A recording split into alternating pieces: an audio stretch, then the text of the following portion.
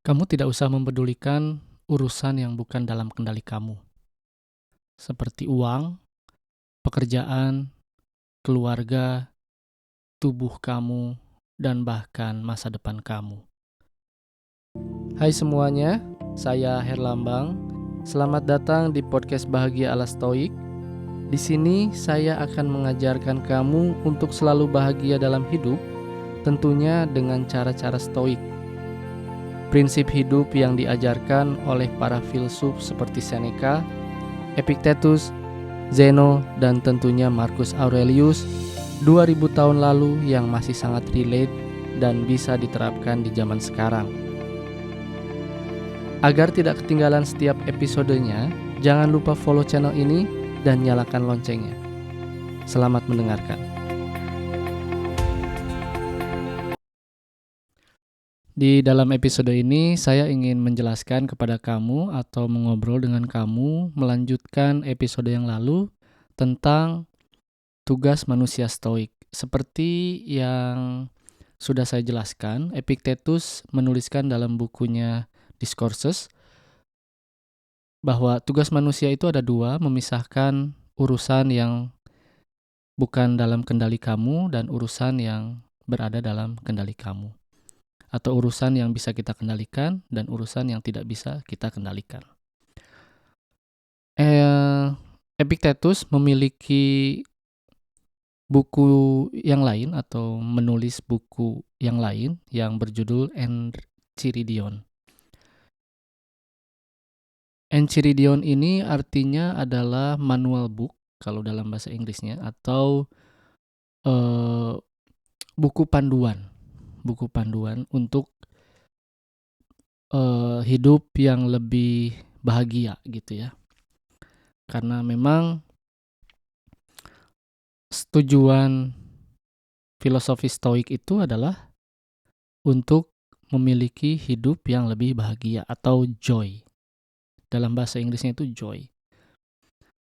Jadi joy ini dalam bahasa Inggris, jika diterjemahkan dalam bahasa Indonesia itu mungkin bahagia juga ya, cuman bahagianya berbeda gitu dengan happy. Kalau happy itu lebih ke bahagia terhadap sesuatu hal yang bukan dalam kendali kita, tapi kalau joy itu bisa diartikan ya bahagia karena kita sudah melakukan apa yang harus kita lakukan, dan bahagia karena kita bisa mengontrol atau mengendalikan kebahagiaan kita sendiri gitu. Begitu ya. Kurang lebih seperti itu. Nah, dalam bukunya Enchiridion, Epictetus menuliskan bahwa beberapa hal berada dalam kendali kita, sementara yang lainnya tidak berada dalam kendali kita. Yang berada dalam kendali kita, atau yang bisa kita kendalikan adalah opini, pilihan, ketidaksukaan terhadap sesuatu, keinginan, dengan kata lain, sesuatu yang dengan sadar bisa kita kendalikan. Nah, yang tidak bisa kita kendalikan adalah tubuh, properti atau properti ya. Bahasa Inggrisnya properti ya. Reputasi, position itu dalam bukunya dia menuliskan position. Ini berarti dalam bahasa Indonesianya itu adalah pangkat atau jabatan dalam sosial mungkin ya, dalam sosial atau dalam perusahaan. Dan dengan kata lain, segala sesuatu atau semua hal yang dengan sadar tidak bisa kita kendalikan. Kenapa dengan sadar? Bahwa memang kita harus sadar bahwa semua itu tidak bisa kita kendalikan. Nah, pertanyaannya di sini yang menarik adalah kenapa Epictetus menuliskan bahwa tubuh itu bukan dalam kendali kita atau bukan dalam kendali kamu. Epictetus menuliskan ini ketika maksudnya kenapa Epictetus menuliskan ini? Karena dia itu adalah seorang budak. Yang zaman dulu tubuhnya itu 100% bukan dimiliki dia, karena dia itu tidak bisa apa-apa, tidak bisa melakukan apa yang dia ingin lakukan. Karena dia adalah seorang budak yang dimana tubuhnya itu dimiliki oleh masternya atau pemiliknya gitu, bosnya. Makanya di situ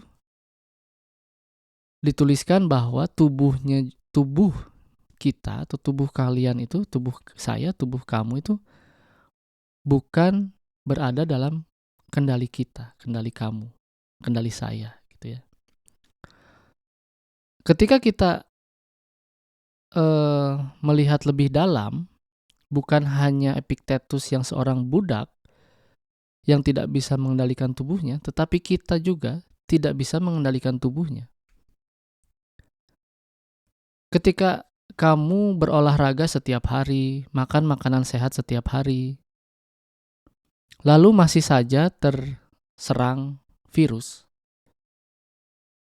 mungkin virus COVID yang pernah kita alami beberapa tahun lalu, itu tidak berada dalam kendali kita kan. Nah, karena banyak sekali variabelnya. Kenapa kita terserang penyakit? Kenapa kita bisa terserang flu misalkan? Kenapa kita bisa terserang penyakit jantung misalkan? Gula darah misalkan? Itu kan variabelnya banyak. Bisa dari keturunan atau bahkan virus-virus yang secara tidak sengaja dan secara sadar tidak bisa kita kendalikan masuk ke dalam tubuh kita. Dan itu yang dituliskan Epictetus itu, body itu is not our control, itu masih banyak menjadi pertanyaan. Pertanyaan yang diajukan oleh orang-orang yang baru belajar stoikisme. Nah, di episode ini saya ingin lebih dalam membahas tentang hal yang bukan dalam kendali kita atau hal yang tidak bisa kita kendalikan. Tubuh adalah salah satunya. Kemudian position atau kedudukan dalam sosial gitu ya. Kedudukan dalam sosial ataupun kedudukan dalam sebuah perusahaan atau karir kamu itu bukan dalam kendali kamu. Karena variabelnya juga banyak. Kenapa? Ketika kamu berusaha untuk mempertahankan posisi kamu, baik itu dalam hal politik, sosial, ataupun karir, ataupun di sebuah perusahaan, seberapa kerasnya kamu mempertahankan, pasti suatu saat kamu bisa turun dari posisi itu. Maksudnya apa? Maksudnya kita tidak usah memfokuskan diri atau menaruh kebahagiaan terhadap sesuatu hal yang tidak bisa kita kendalikan. Tubuh kita tidak bisa kita kendalikan. Kita tidak usah bahagia kita memiliki wajah cantik, wajah tampan, wajah bagus. Yang kita fokuskan adalah kita menjaga makan kita, berolahraga, tidur yang cukup, tidak begadang, bangun pagi, makan makanan yang sehat. Itu saja. Ketika tubuh kita terserang penyakit, lalu ketampanan kita hilang, kecantikan kita hilang, kita tidak usah murung, kita tidak usah sedih, karena tadi kita tidak memfokuskan kebahagiaan kita terhadap tubuh kita.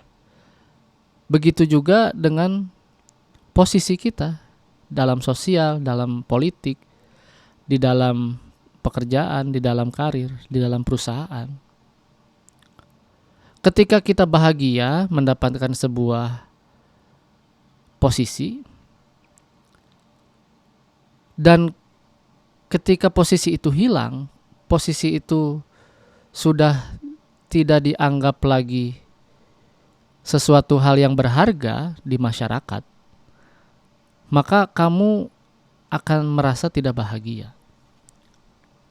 Tetapi ketika kita tidak memfokuskan pikiran kita terhadap posisi tersebut, dan kita tidak menaruh kebahagiaan kita terhadap posisi tersebut, ketika posisi itu akan hilang, kita tetap akan merasa bahagia. Bukannya kita tidak boleh atau tidak usah memperdulikan posisi kita, bukan. Tapi kalian harus sadar bahwa kalian harus bahagia dengan atau tanpa posisi yang kalian punya.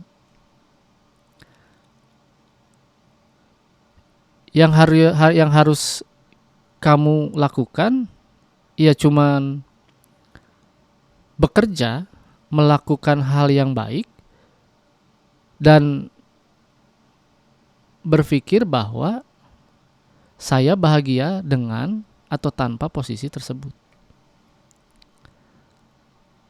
Banyak orang yang berubah ketika mendapatkan posisi. Ketika tidak mendapatkan posisi, orang bahkan menjadi lebih berubah lagi. Karena fokusnya itu adalah, kebahagiaan saya,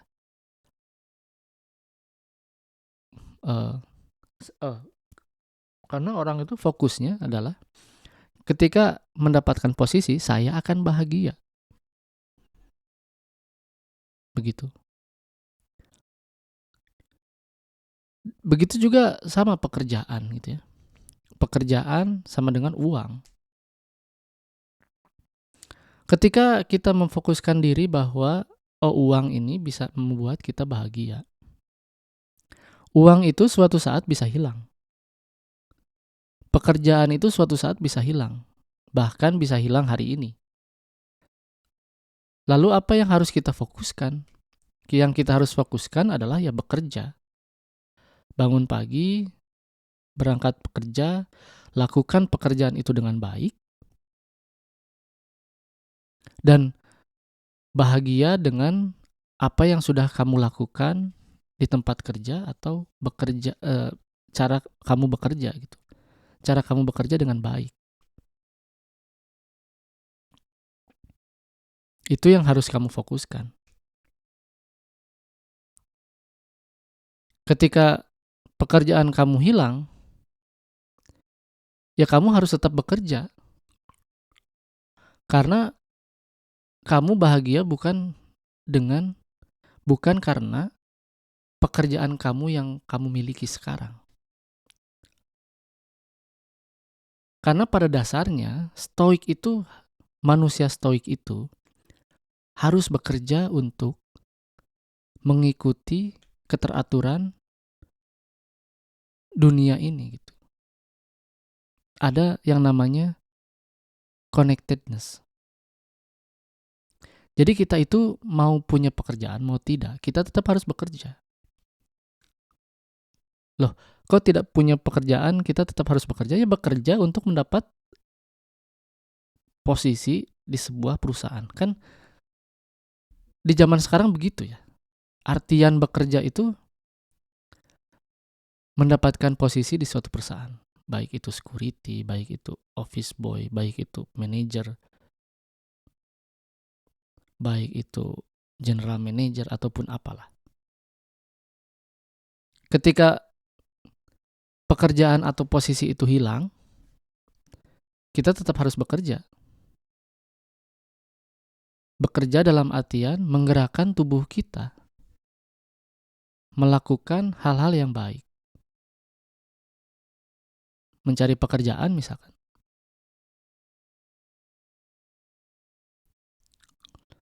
Begitu.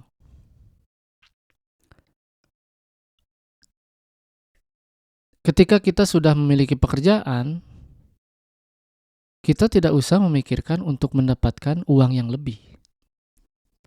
Yang penting kita sudah bekerja dan kita harus bahagia dengan apa yang kita lakukan.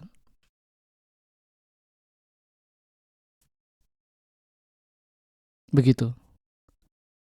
Saya pun sekarang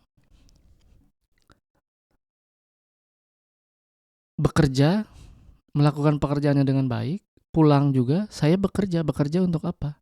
Untuk membahagiakan keluarga saya di rumah. Itu pun bekerja. Jadi bekerja itu bukan hanya karena uang. Pulang pun kita harus bekerja. Bekerja untuk apa? Bekerja untuk bagaimana caranya kita bisa bahagia di rumah.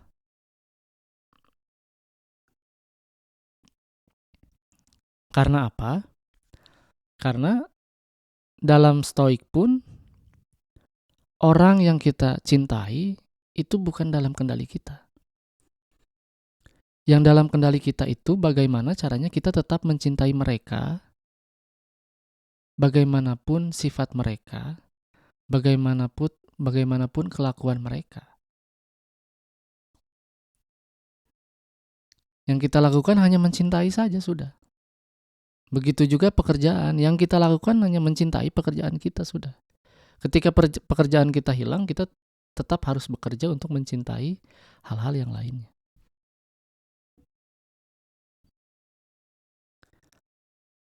Kenapa kita harus mencintai keluarga kita bagaimanapun kelakuan mereka, sifat mereka, omongan mereka?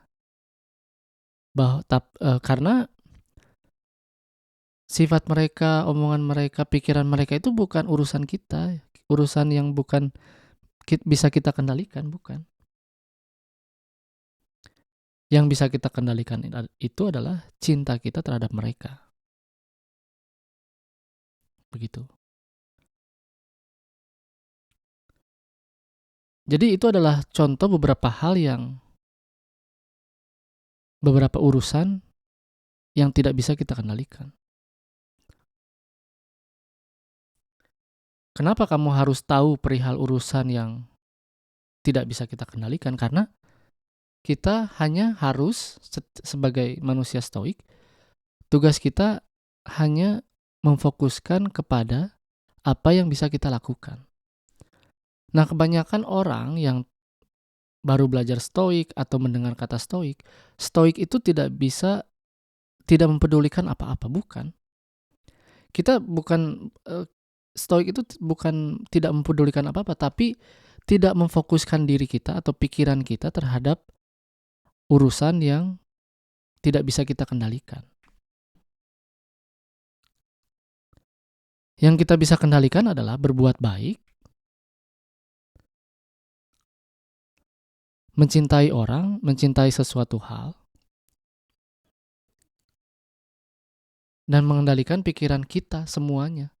Seperti tadi yang Epictetus tuliskan, keinginan kita, ketidaksukaan terhadap sesuatu, opini kita, itu.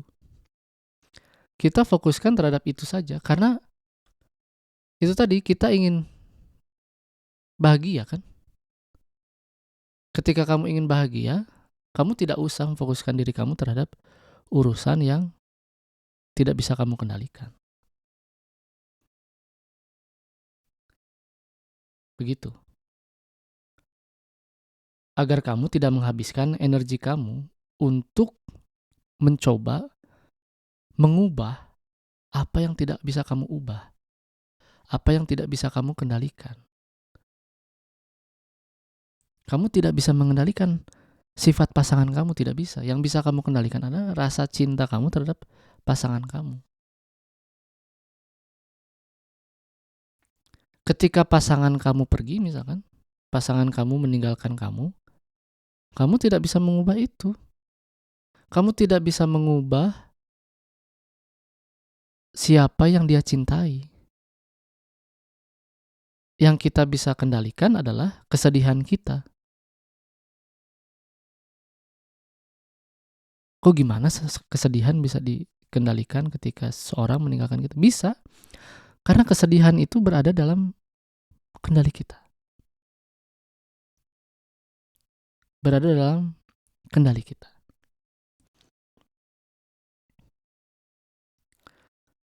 Kamu harus memfokuskan energi kamu untuk urusan yang bisa kamu kendalikan. Kesedihan, bahkan kesenangan pun itu harus kita kendalikan.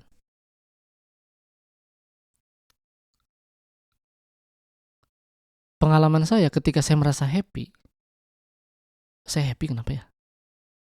Oh, saya dapat uang banyak nih hari ini misalkan. Saya harus berhenti dengan kesenangan itu karena saya senang bukan karena uang. Apakah kita harus bersyukur? Harus bersyukur, tetapi kita harus mengendalikannya. Ketika kita kehilangan uang tersebut atau hari berikutnya kita mendapatkan uang yang sedikit, maka kita tidak akan merasa bahagia ataupun tidak akan merasa sedih gitu. Karena kita tahu bahwa kesedihan dan kesenangan kita bukan ditaruh di atas uang yang kita dapatkan gitu.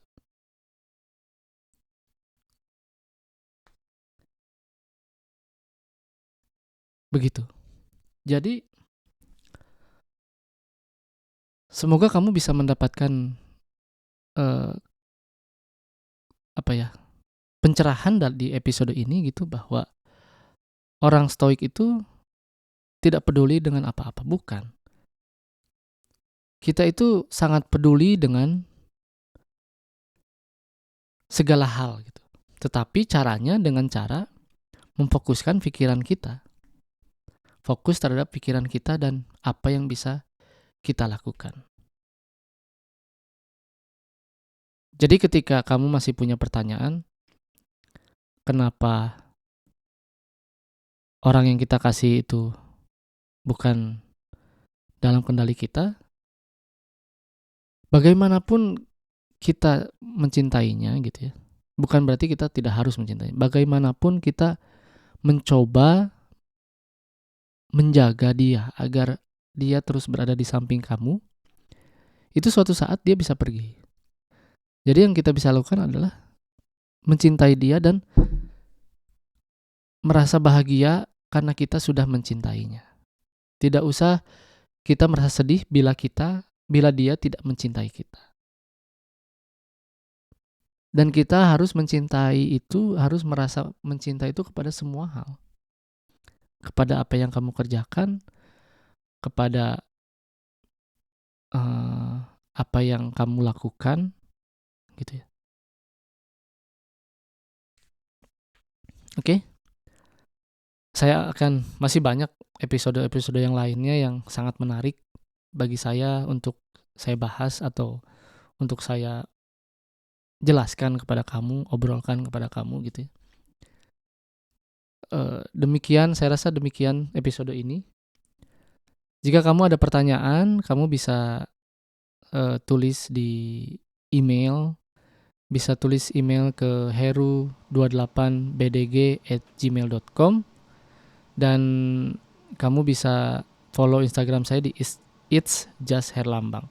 Nanti saya akan tuliskan di kolom deskripsi, dan semoga episode ini memberikan kamu sesuatu atau kamu bisa mendapatkan sesuatu dari episode ini.